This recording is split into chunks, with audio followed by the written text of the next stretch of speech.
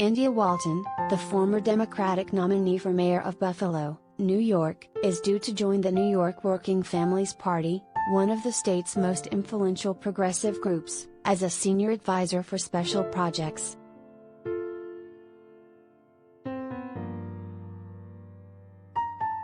Walton hopes to use her new position at the WFP to advance progressive politics in Western New York, shape state-level legislation in New York's state capital in Albany, and assist the state WFP as it seeks to recruit and train more candidates like Walton.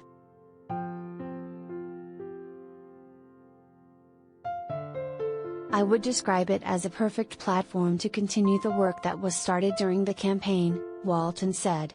The campaign is over, but the issues still exist in Buffalo and Western New York, and all the places our electeds so fondly call upstate.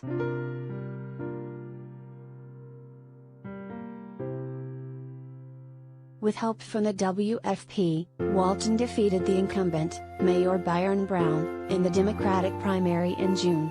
But the city's conservative voters and business community rallied behind Brown in an unusual general election, where he bested Walton, the only person on the ballot, through a well-funded write-in campaign.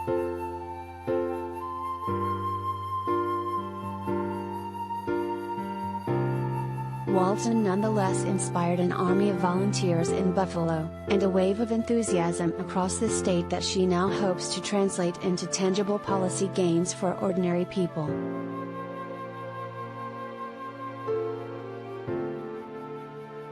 I didn't make all of these sacrifices, and our team didn't do all of the work of exciting and recruiting thousands of volunteers and supporters in order to just pack up shop and go away, she said.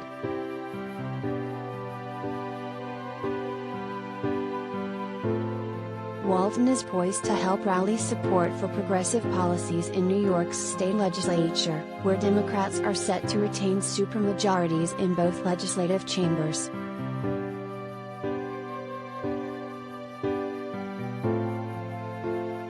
As President Joe Biden's Build Back Better budget reconciliation package falters in Congress, many progressives see liberal states as an important backstop where they can continue to pursue plans like paid family leave and aggressive renewable energy investments.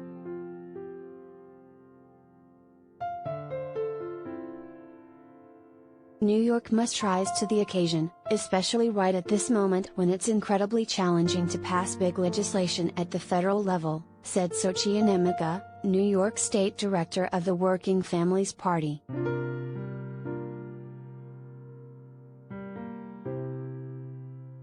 Walton is likely to engage in field organizing of the kind needed to, say, rally people in support of stronger renter protections or voters frustrated with the lack of police accountability in Buffalo and Rochester, as well as behind-the-scenes negotiating needed to pass new policies.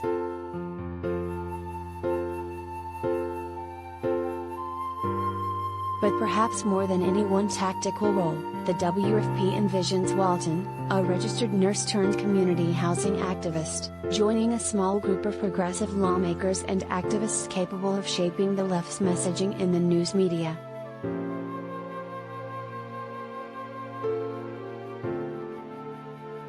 Despite progressive gains in New York politics in recent years, the WFP believes that progressives too often must defend policies like higher taxes on the rich on the unfavorable terms dictated by the state's business-friendly centrists who sometimes retain outsized influence in the press.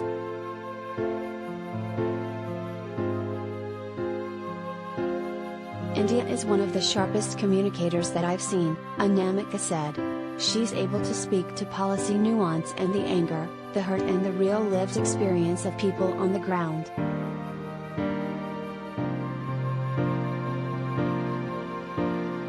Walton's hire also reflects efforts by progressive institutions to provide a place for promising former candidates to hone their skills and burnish their brands in between runs for elected office. The WFP previously hired Tiffany Caban, now a New York City Council member, after her narrow 2019 defeat in the race for Queens County District Attorney, and Charles Booker, who ran for U.S. Senate in Kentucky in 2020 and is running once again.